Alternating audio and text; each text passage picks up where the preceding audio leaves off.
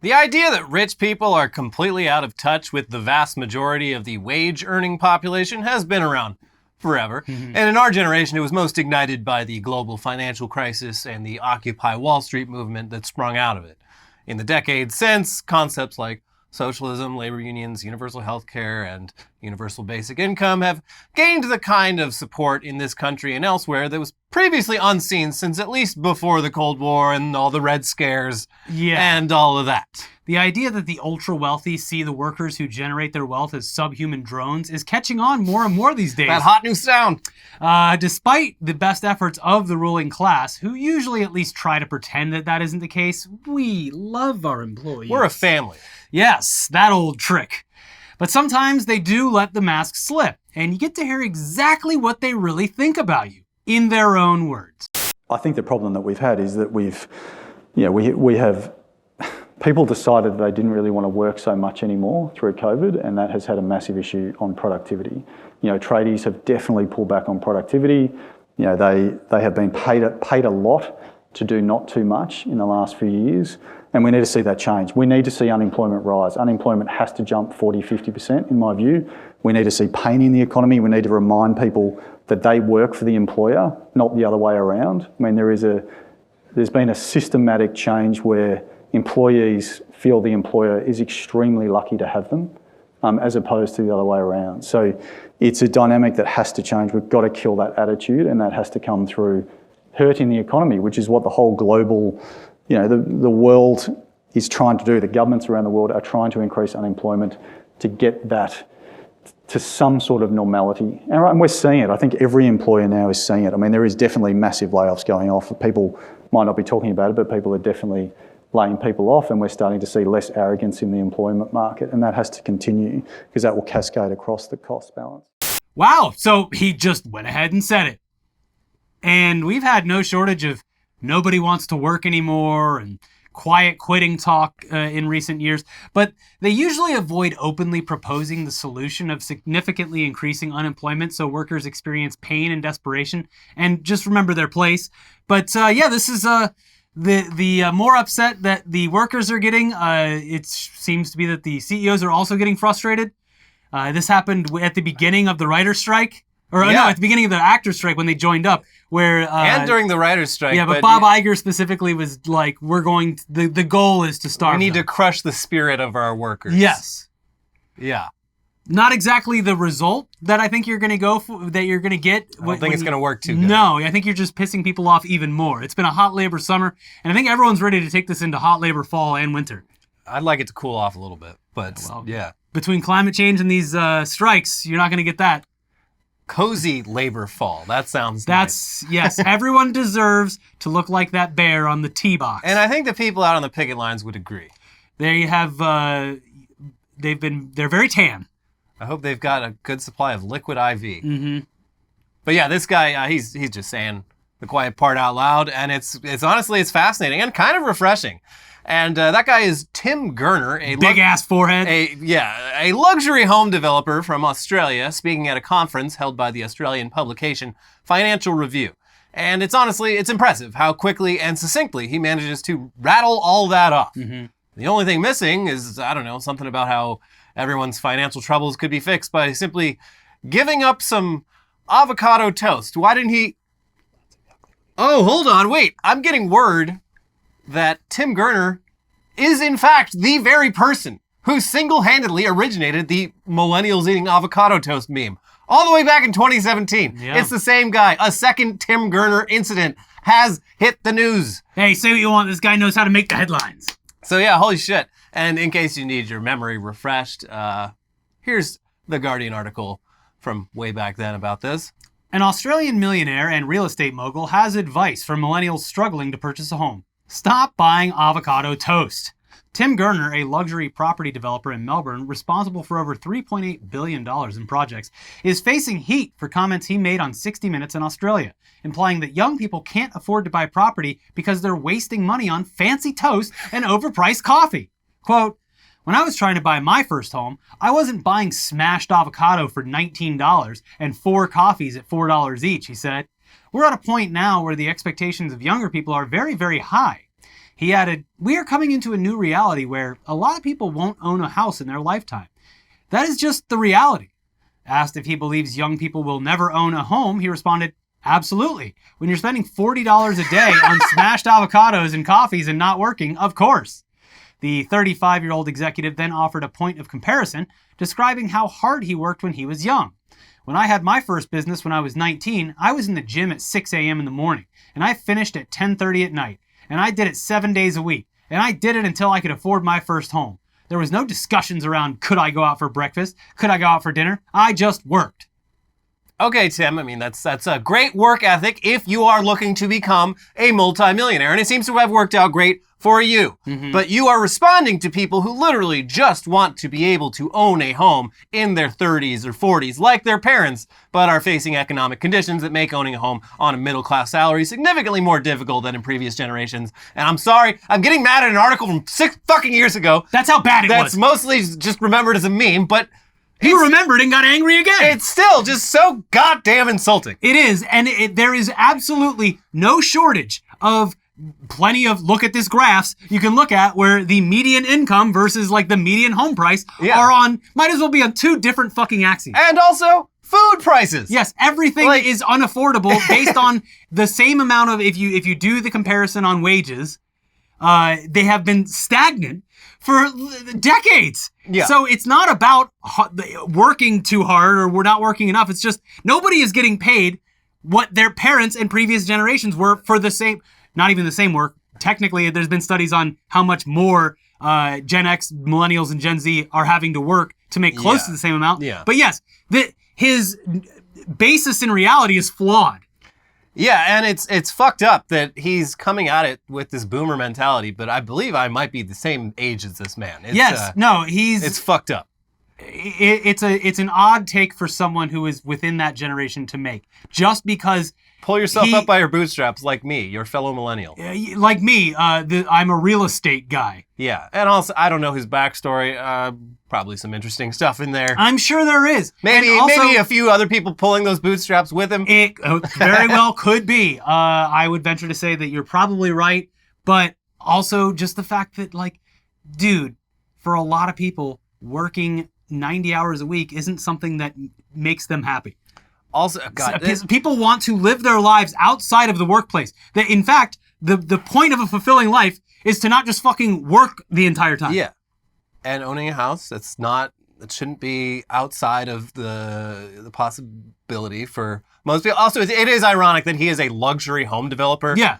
Nobody's buying these houses. And just like, he's literally in the housing industry and probably responsible for part of the reason. And a huge factor in like why no one can own a house is because they're only developing luxury homes and not anything that anyone can actually afford to live in. Yeah. It's a fascinating guy and just so great to have him back all these years later. There's been great interviews with, not great because it's not a great outlook, but like interviews with Generation Z and millennials of just like, we've come to terms with the fact in general that they are not going to be homeowners. So they're like, I just want to enjoy my life before I burn alive. Is that too much to ask? Yeah, because if you don't own a home, it means you're renting. It means you're going to be renting forever, which means you got to work forever. Yeah. And you work till you're dead, and that's the plan. Also, especially in Australia and America specifically, homeownership now instantly comes with an asterisk of my house could either be flooded, burned, or blown away before I finish paying my mortgage because of climate change. Yeah. So it's like, okay, well,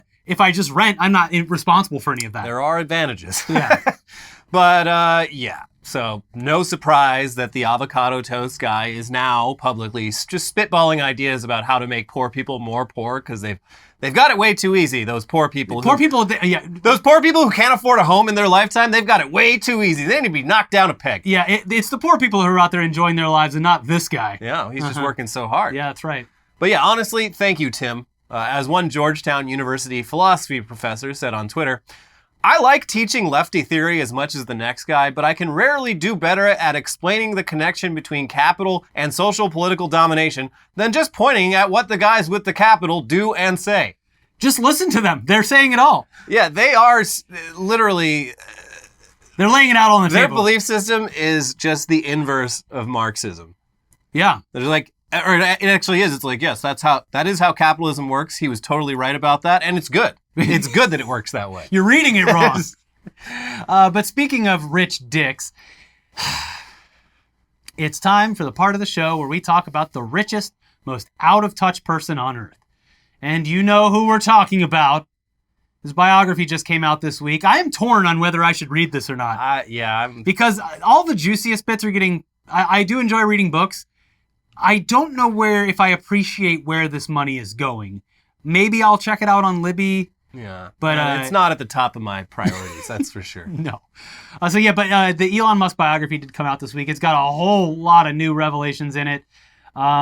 Actually, wait, before we get to that, let's update you on last week's main story, which involves threats to sue the Anti-Defamation League for billions of dollars because they devalued Twitter's brand by accurately reporting that the platform is filled with Nazis whose accounts aren't considered ban-worthy. So Elon himself seems to have walked away from that fight quicker than he backed out of his MMA fight against Mark Zuckerberg. Remember that? And he just left CEO Linda Yaccarino with the task of cleaning up his mess once again. She's the fall gal. Yeah. So yeah, Linda tweeted out a link to a very generic blog post affirming Twitter's commitment to fighting anti-Semitism on a Friday night. Always the best time to clarify a controversy that's been going on for several days. A literal news dump. Yeah. That's what the term is originally meant. But and thanks to the platform's edit feature for premium users, we can get a great sense of Linda's sincerity here. The thought process. A lot of thought went into making this statement. Yeah. She wanted her tweet to be just right. And fourth time's the charm, apparently. Yeah. So version 1. X is committed to combating anti-Semitism, and here's what we're doing about it. Version 2. As you already know, X is completely committed to combating anti-Semitism in all forms, and here's what we're doing about it. Version 3. As you already know, X is completely committed to combating anti-Semitism in all forms. Here's what we're doing about it. And finally, X opposes anti-Semitism in all its forms. Anti-Semitism is evil, and X will always work to fight it on our platform. And X is also always open to proactively working together in that fight with all groups. Linda, you nailed it. That porridge was just right. Anyways, time to talk about Linda's boss. Walter Isaacson's Elon Musk biography hit bookshelves this week on 9/11. And before it even came out, the book's accuracy was called into question by Elon Musk and Walter Isaacson. It's always off to a great start. Yeah, they definitely have a lot of faith in this book now. Not reading it, wondering how much of it is real. Here's Rolling Stone, though. Walter Isaacson, author of the new Elon Musk biography, has walked back his explosive claim that Musk ordered Starlink engineers to cut off internet connectivity to thwart a Ukrainian attack on Russia's naval fleet last year. The claim, which first emerged last week ahead of the biography's publication, originally stated that in March 2022, Musk told his engineers to turn off Starlink's connectivity along the Crimean coast. Musk had allowed Ukraine to use Starlink, which is operated by his company SpaceX, for satellite internet after Russia invaded a few months prior. The book stated that Ukrainian drone subs rigged to blow up the Russian ships lost connectivity and washed ashore harmlessly after Musk made the call. Isaacson wrote that Musk's decision was born out of a fear that the attack would lead Russia to retaliate with nuclear weapons. It continues. The excerpt raised major concerns about the extent to which Musk may have been using Starlink to meddle in the war, but Musk also quickly pushed back on Isaacson's characterization of the event. On Twitter, I love that they call it Twitter. Yep. On Twitter, he claimed that Starlink was never activated over Crimea. He also claimed, there was an emergency request from government authorities to activate Starlink all the way to Sevastopol, the obvious intent being to sink most of the Russian fleet at anchor. If I had agreed to their request, then SpaceX would be explicitly complicit in a major act of war and conflict escalation. In response, Isaacson also offered a correction on how his book portrayed the incident. He wrote, the Ukrainians thought coverage was enabled all the way to Crimea, but it wasn't. They asked Musk to enable it for their drone sub-attack on the Russian fleet. Musk did not enable it because he thought, probably correctly, that would cause a major war. They were already at war, you fucking asshole. Yeah. He later posted, based on my conversations with Musk, I mistakenly thought the policy to not allow Starlink to be used for an attack on Crimea had been first decided on the night of the Ukrainian attempted sneak attack that night. He now says that the policy had been implemented earlier, but the Ukrainians did not know it. And that night, he simply reaffirmed the policy. Interesting. Yeah, seems like an important detail that you might want to make sure you get right in your definitive biography of the world's richest man, who you have one-on-one access with and directly For quoted. years, yeah. But I don't guess not. Also, If what's in the book isn't true, then why is it almost identical to totally independent claims made in Ronan Farrow's New Yorker article last month? That is an interesting point. Yeah. One of the key criticisms of the book is that Walter Isaacson kind of just takes Elon at his word and describes Elon's opinions as fact. And this whole supposed oopsie definitely supports that criticism. But anyways, let's look at some summaries of what else this book reveals, starting with Casey Newton in The Verge. Musk sought to ban activists for organizing an advertiser boycott after he bought the company. From the start, Musk has faced pressure from activists who urged him not to reduce the company's investments in content moderation. This pressure ratcheted up significantly after Musk posted a lurid, baseless conspiracy theory about the attack last year on Representative Nancy Pelosi's husband. That tweet, which he posted 3 days after buying the company, led some activist groups to call for an advertising boycott. Advertisers began leaving in droves. Musk was outraged, accusing them in one tweet of trying to destroy free speech in America. Musk believed the activist groups were trying to blackmail him into taking action, Isaacson reports. He shared that view with Yoel Roth, then his head of trust and safety, and ordered Roth to ban the activists. Roth protested that the activists hadn't violated any of the site's published rules. "I'm changing Twitter policy right now," Musk said, according to Isaacson. "Blackmail is prohibited as of right now. Ban them." Roth ignored the directive and Musk forgot about it. Yeah, that's how you have to treat anything from Musk. He'll forget about it in a couple minutes. But just Mr. Free Speech absolutist. Except what you're doing, that's blackmail. That's assassination coordinates. So obviously, Yeah. Come on. Come on. Pretty telling. Here's more from that article on a topic that we've definitely been curious about. Musk privately acknowledged Twitter would need to be careful about China. After Musk took over Twitter, some observers wrote that his international business ties deserved more scrutiny. See Matt Iglesias on this point. Among the top concerns was that Musk would have difficulty resisting calls to remove posts critical of the Chinese Communist Party due to the fact that China is a major market and manufacturing site for Tesla. When Musk brought in independent journalist Barry Weiss to write an installment of the Twitter Files last year, she pressed him on the issue. Musk had brought her in to tell the story that Twitter 1.0 executives had improperly restricted speech on the platform, but wouldn't he soon find himself in a similar position in China? Isaacson writes, Musk got annoyed. That was not what the conversation was supposed to be about. Weiss persisted. Musk said that Twitter would indeed have to be careful about the words it used regarding China because Tesla's business could be threatened. China's repression of the Uyghurs, he said, had two sides. Weiss was disturbed. They moved on to other topics. Interesting. Yeah. Again, very telling about where this guy's priorities are. Yeah. He's looking out for himself, not for you blue checkmark weirdo. Yeah, this has been always in the back of my mind ever since he started ingratiating himself with conservatives, because it's ask him about China. Ask him what he thinks about China. Mm-hmm. Because he absolutely... Or the Saudis. Yeah, he will not say a fucking peep about them because he has their hands are in each other's pockets, and yes. He's not going to do it. But it's a funny little thing. It would be a lot funnier if the implications weren't so serious, because there's obviously something going on here. There's a reason he bought Twitter and all that. It's just well, he bought it because the LA public school system turned his daughter into a trans communist. That's right. Yeah. It is honestly just as simple as that. But now that he's in there, he has to listen to a bunch of people with more power than him that could take away his fortune at any moment. Interesting. Yeah. And here's a peek into how Elon spends his free time. Musk's favorite mobile game is called The Battle of Polytopia, a turn-based strategy game not dissimilar from Civilization. Okay, now I'm listening. Musk has at one point or another forced most of those closest to him to play against him. He once stopped speaking to Grimes for a day because she surprised him with a fireball attack. "It's a huge fucking deal," he reportedly told her. At one point, Musk tells his brother, Kimball, that playing Polytopia will teach him how to be a better CEO. Eventually, they write down a shared list of life lessons they have learned from the game, including empathy is not an asset, optimize every turn, and double down. Dork!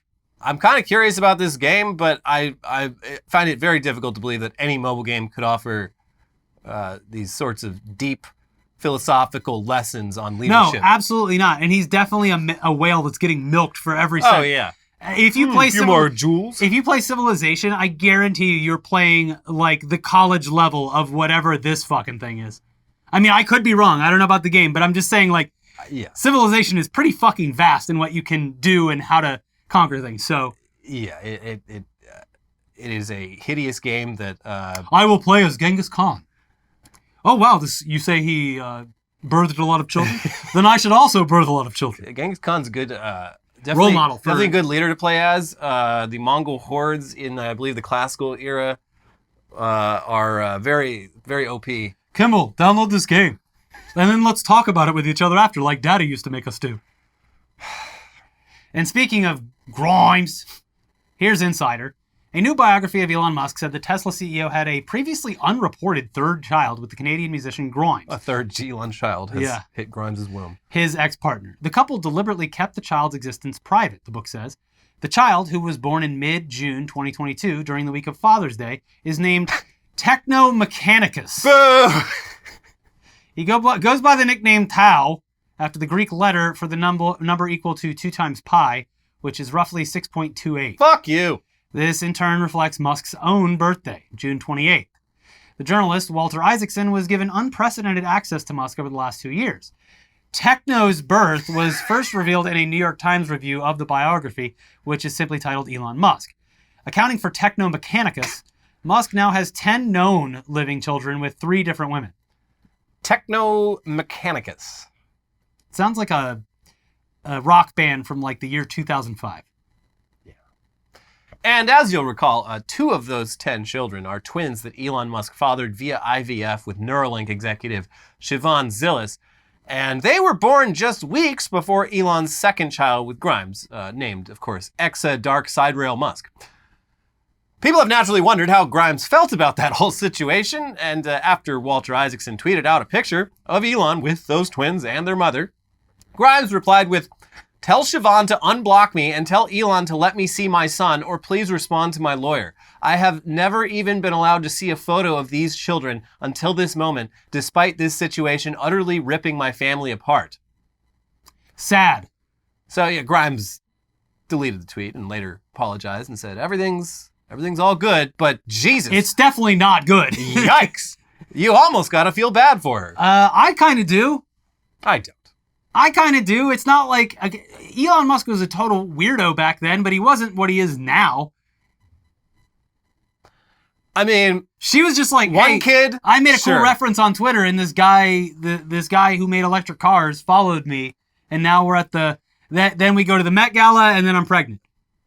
Yeah, but he just wanted a goth girlfriend, and she was there. I'm almost positive I can say with confidence that this could have all been very obvious to her after one kid, not after 3. Sure. I think I go back to like the tweet where I think another deleted tweet where she was pleading with him to please understand. Please stop being transphobic. Yes. Yeah. Where I'm just like, at that point I was like, okay, you got to get out of there. Yeah. Like, you should probably stop associating with this guy because this is actually who he is. She's a fucking, if you've seen like interviews with her though, she's a fucking weirdo. Kind of a space cadet. Anyways, back to the book. Here's Insider again. Elon Musk's biographer believes that his purchase of Twitter, now X, was insane because the billionaire can't understand other people's feelings, the Financial Times reported. Walter Isaacson made the comments in an interview about his book, Elon Musk, which was released on Tuesday. The former Time magazine editor suggested Musk spent $44 billion on Twitter because he was getting bored with success at his other companies like SpaceX and Tesla. Everything was going so well that Musk became uncomfortable, Isaacson told the FT. He doesn't like when things are going well. He is addicted to drama. I thought it was insane, he added. Musk doesn't have empathy, and so Twitter was not a good fit for him. The writer explains this further in the biography, saying Musk thought of Twitter as a technology company, when in fact, it was an advertising medium based on human emotions and relationships. Is there anything in the DSM about, fundamentally lacking empathy? Is there a term for what that might be? Can't say it though. You can't diagnose. Well, you're not a professional. You can diagnose all you want. Yeah, I could say he's a psychopath. Yeah, he's a fucking psychopath.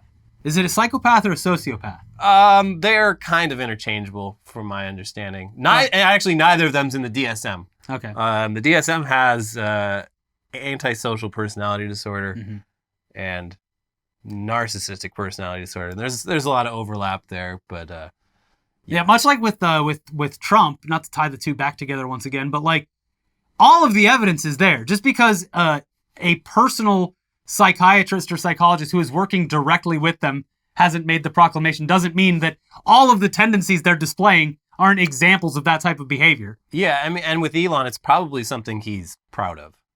Yeah. No, based on the game that he was playing and the fact that you should do away with empathy in order to get further in business. I mean, that's why all CEOs are like this, because you can't really have empathy and run a company that big because you would feel bad about how people are treated or when they're fired or when they have problems in your workplace. And some of those problems are very hard to overcome. And a person with empathy, it would drive them insane. It would. Yeah, I read a really good book by John Ronson several years ago called The Psychopath Test. And it's kind of an exploration of how muddy the actual definitions of it are. Yeah. But based on like the most accepted definitions, it's like in the general population, it's like between 1% and 5%. Mm-hmm. And in the population of chief executives at companies, it's like 50% meet those definitions. And they're like, what? No, that makes me better at business. Yeah, no, they use it as a point of pride. Like that, we've experienced it previously in business where someone comes in specifically because they're a soulless entity. Yeah. In order to wreak havoc on a business. It's like hiring an assassin. Yes. You wanted to hire a business assassin. Yeah, they're like, oh, being a psychopath, that's actually an asset for the assassin that You've got a skill that very few have. You don't give a fuck about people. Yeah. Yeah. You'd step over your own mother to get a leg up in this business. You're hired. Yeah. That's exactly, we're going to be firing a lot of people's mothers. And that's a big contributor to the reason why American culture is the way it is and why everyone is so self-focused and refuses to work as a group or be communal in a lot of cases. A psychopathic country. We are. Anyway, finally, just one more section of the book that we want to highlight because it's hilarious. So the backstory is that in 2002, before SpaceX, Elon had a brilliant idea to send a greenhouse to Mars. Okay. And went to Russia to try to buy some rockets, because I guess that's where all the good rockets were, over in Russia in the early 2000s. Great time to do business over there. Here's Insider again.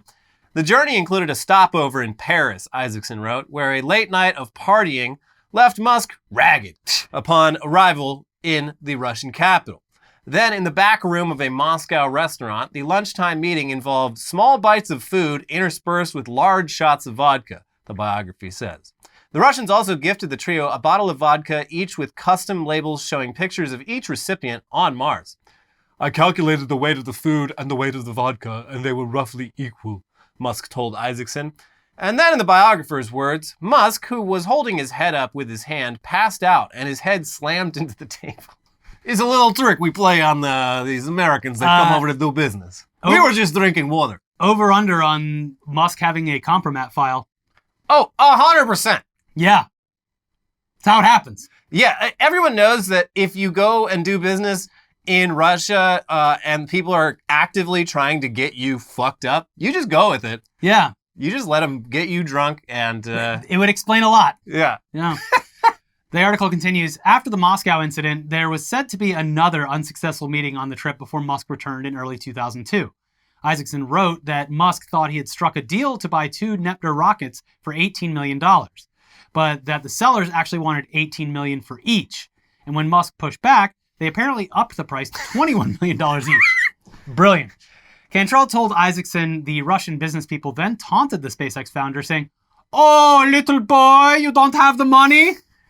18 million each? Okay, how about 21 million each? Bitch boy. We have raised the price.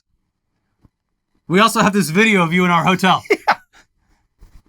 Oh, they've definitely got a compromat file on him.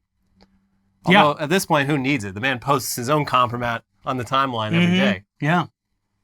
Anyways, so that's the Musk biography from Walter Erickson and Isaacson. Yeah. And I don't know. I'll get the audiobook at some point on Libby and just listen to it in the car, still haven't read his Steve Jobs book, which I think it still holds up. Mm-hmm. It's still considered pretty definitive. So I think that's first on my priority list. Now for me, I just watched the Steve Jobs movie by the unimpeachable Ashton Kutcher, who has done nothing wrong. We're going to talk about him a little bit later. My favorite actor, Ashton Kutcher, host of Punk'd. Yeah, host of Punk'd, unimpeachable record of quality personship throughout time, right? But with the Steve Jobs biography, I think by the time he was done with it, Steve Jobs was dead. And I think that might have helped. He couldn't change anything afterwards. Right. Whereas in this case, this is a fucking shit show. Your book's coming out like tomorrow, and it's like, oh, by the way, just letting you know, I guess I was wrong. I was wrong. The book's wrong. Musk did get very talkative after that little segment made its way online. Very much realized that he might be in the crosshairs of the U.S. government if this was actually true, which still might be. Forget a compromise file. This guy's fucking CIA. He's literally working with other nations. He is. It would not shock me at all if he is being like monitored, because by allowing him to have so much fucking control over the space program and the war in Ukraine, like they kind of fucked up.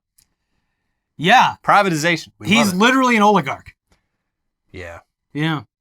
Anyways, we've got some more news to get to in just a moment, including some more rich assholes. But first, this episode is sponsored by Factor. With the busy fall season already in swing, you might be looking for wholesome, convenient meals for jam-packed days. Factor, America's #1 ready-to-eat meal kit, can help you fuel up fast with chef-prepared, dietitian-approved, ready-to-eat meals delivered straight to your door. You'll save time, eat well, and stay on track with your healthy lifestyle. Too busy this fall to cook, but you want to make sure you're eating well? With Factor, skip the extra trip to the grocery store and the chopping, prepping, and cleaning up too, while still getting the flavor and nutritional quality that you need. Factor's fresh, never frozen meals are ready in just 2 minutes, so all you have to do is heat and enjoy, and then get back to crushing your goals. Adjust your stride this autumn without missing a step. Choose from 34 plus weekly flavor-packed, fresh, never frozen meals ready to eat in 2 minutes. Level up with Gourmet Plus options, prepared to perfection by chefs and ready to eat in record time. Treat yourself to upscale meals with premium ingredients like broccolini, leeks, truffle butter, and asparagus. I had for lunch today the Italian herb chicken. Ooh. With, it had some mashed, like this kind of like a risotto thing under it, some green beans. And some delicious herbs. I gotta love those herbs. Too busy running around during the day to think about lunch? Keep your energy up with Lunch to Go. Effortless, wholesome meals like grain bowls and salad toppers that are ready to eat when you're on the go. No microwave required. Round out your meal and replenish your snack supply with an assortment of 45 plus add-ons, including breakfast items like the delicious apple cinnamon pancakes, bacon and cheddar egg bites, and potato bacon and egg breakfast skillet. Or for an easy wellness boost, try refreshing beverage options like cold pressed juices, shakes, and smoothies. This September, get Factor and enjoy eating well without the hassle. Simply choose your meals and enjoy fresh, flavor-packed meals delivered right to your door, ready in just 2 minutes, no prep, no mess. Head to factormeals.com/Newsday50 and use our code Newsday50 to get 50% off. That is code Newsday50 at factormeals.com/Newsday50 to get 50% off. Okay, and back to the news now with some rich assholes who have had a real hell of a week. Mm-hmm. Now, we haven't covered the Danny Masterson trial because it's pretty disturbing stuff, and there's a lot to it. But basically, one of the stars of That 70s Show is going to prison for a very, very long time for a pattern of serious sexual assault. And in the aftermath of the guilty verdict, it came out that Masterson's That 70s Show co-stars Ashton Kutcher and Mila Kunis had both written letters of support to the judge seeking leniency in how Masterson was sentenced. The letters, which were basically, here's all the reasons why my friend, a convicted rapist, is a really good dude, did not go over well with the general public, as you would expect. And then neither did a hostage-style apology clip that Kutcher and Kunis released in reaction to the backlash that didn't really seem to convey a very apologetic tone. Yeah, it was... they stepped in it, and then they stepped in it again with their other foot. This is something that would typically play out over the course of like a week or two in the previous years, and it was smashed into one weekend. They did the, this was leaked, the apology video, and then all of their own personal problems and everything else started getting exposed immediately after. It was quite the rapid succession. Yep. So basically overnight, these two actors whose public image had been mostly free of controversy, Ashton Kutcher, questionable throughout the years, and also a big fucking dork. Well, yeah. Yeah. They found themselves in a very controversial situation, and it led to people online digging up other questionable things from their past that were mostly forgotten until now. A real PR disaster. And if the plan was to now just lie low and wait for this all to blow over, well, too bad. Because Mila Kunis and Ashton Kutcher were once again in the headlines this week for completely unrelated reasons, just great timing. Lovely timing. Get all your controversies out of the way at once. Yeah. That is a good PR strategy. Uh-huh. Well, here's TechCrunch. It's been a disastrous week for Mila Kunis and Ashton Kutcher, and it's only Wednesday. The SEC has charged the Hollywood power couple's NFT-based web series, Stoner Cats, calling the NFTs unregistered securities. Per the SEC, Stoner Cats is an adult animated television show about house cats that become sentient after being exposed to their owner's medical marijuana. By buying one of 10,000 NFTs worth around $800 each, fans could get exclusive access to the 6-episode animated series, which features celebrities like Jane Fonda, Chris Rock, and Seth MacFarlane. Even Ethereum co-founder Vitalik Buterin was in the show. Every time one of these NFTs was resold, the original owner would earn a 2.5% royalty. In marketing the NFTs, Stoner Cats emphasized that the more successful the show, the more successful your NFT will be. The Stoner Cats social media accounts continued to promote the resale of these NFTs, and since they strongly suggested a return on investment, the SEC declared Stoner Cats NFTs to be unregistered securities. It's a what, you say? It's an investment? Oh, because all these other NFT companies, they're just saying it's a fun thing to have. Yeah, It's very just, specific it's wording. a though. There's collectible, like, but you're as the saying shit- it's an investment. No. They said it would grow. They didn't say that it would become worth more money. You see, also ironic because Vitalik, I believe, had his Twitter hacked this weekend, and a bunch of people got scammed out of course they something did. $1 million or something dollars. The only people left over, the last holdouts in like the NFT crypto space are, I assume, the most gullible people on the face of the Yeah. earth. Also, a large portion of Vegas is offline right now. Yeah, the MGM system. Because got someone just taken down. called up to the front desk and did a little Yeah. social hacking. Yeah. Just like when that... They literally just went on LinkedIn and like found the name of an employee and just called in pretending to be that person. It was just like the thing that happened in Old Vegas with where they just walked away with millions of dollars. Just act Like the like boss you said, belong. I'm here to get the money. And MGM obviously owns a lot of properties there, so all of their systems are going haywire. Like the electronic billboards out in front were displaying things. You couldn't open room doors. And then also another problem with everything being digital. It's like, oh, you can't even get into your hotel room door Yeah. because it's all connected to a fucking computer system for some reason. Wow, it's the worst thing to ever happen in Vegas. Wait, never mind. Yeah. But let's move on to some AI news. And we all we have to report on is that some person in San Francisco put on a ninja suit, picked up a hammer, and started wailing on the nearest cruise Robotaxi. Yes. After apparently tagging it with spray paint. Yes. Expressing through physical violence what an increasing number of Bay Area residents seem to feel about these driverless vehicles infesting their streets. Well, clearly not everyone feels this way. For example, the person recording the video who is heard saying, "Call 911." Snitch. But as we've seen in recent weeks, these robotaxis are not especially popular up there due to their tendency to drive erratically and shut down in the middle of the road. We can probably expect to see more human-on-robot violence as these driverless taxis become more commonplace, which is exciting. Yeah, I mean, they've been doing the put the cone on the hood trick for a couple months now. I guess you put a traffic cone on one of these cars and it just loses control. But yeah, taking a hammer to him. Although this person picked the wrong hammer. Didn't look like they did a whole lot of damage. It's mostly just vandalism. You need a But, sledgehammer. They were swinging. Yeah, you need a sledge. Sledgehammer. They were just swinging like a fucking just a normal household hammer, and doing it with two hands, which is actually it's going to be less effective than Well, they didn't the want, one hand. They didn't want blisters. I guess so, but they were wearing gloves. They were wearing a ninja costume. Oh yeah, so I don't know. Or why. take a sword to one of these cars. Is beating up a robot taxi a victimless crime? Yes, Cool. literally, it is. Finally, though, we would be remiss to not cover the latest Apple event. We love it. This is a tech show, after all, but you don't really need us to tell you that the iPhone 15 comes after the 14. And What? Look, I'm in the ecosystem now. I've been an iPhone user for a couple of years now, and I looked at this and was like, well, I guess I'm not upgrading. And they even offer, like, I have the most recent one, so I'd get, like, a decent turn-in, and I'm just like, I don't understand how this is worth it at all. Yeah. It's just lighter. This year's is lighter, and it has a USB-C That's instead right. of Lightning. But because of Apple's dumb ecosystem, everything else that I own is fucking Lightning. So it's like I'd have to change everything. That's what you got to do. That's So I'm what not you going gotta to do it. But yeah, everything, it's all just new versions of old stuff. What is noteworthy, though, is that at long last, the proprietary Lightning cable is dead. Which is good. And in its place, Apple is finally joining every other tech company on Earth by using just standard USB-C cables to power its products. And this victory came about thanks entirely to regulation passed over in the European Union last year. So thank you, Europe, for having the courage to topple Apple's ridiculously overpriced cable racket. But for those who are going to miss getting ripped off, don't worry. You can still buy a 2-meter USB-C cable from Apple that costs you $30. Yeah.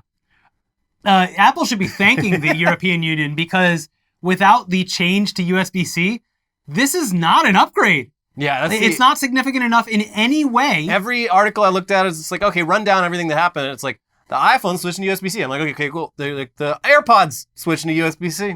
Yeah, no other upgrade. Pretty cool. Yeah.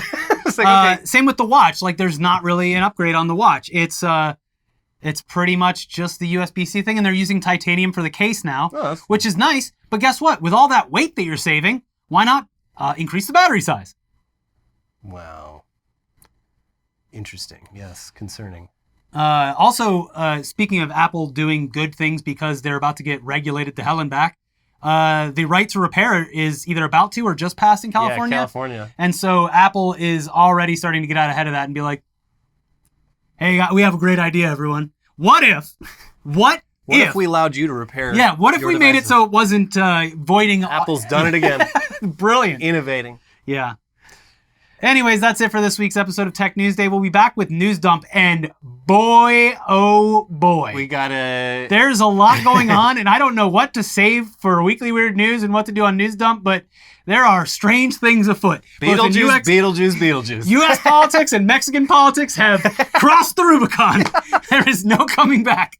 There is wild stuff happening, folks, so buckle up. Don't leave that seat. We'll be back very soon. In the meantime, please watch our most recent episodes over here. We got Mike Lindell getting fucking furious about someone making fun of his pillows. He even does a few curses and swears. He does. And then we have a video that got age-gated, so make sure that you watch it. Literally in the background, in the YouTube studio, it says 18 plus only. Oh, wow. Only got to be an adult to watch a video about diarrhea on a plane? So if you missed Weekly Weird News, that's why. It's because it's 18. Too hot for YouTube. Ask your dad to sign you in on his account. That's right.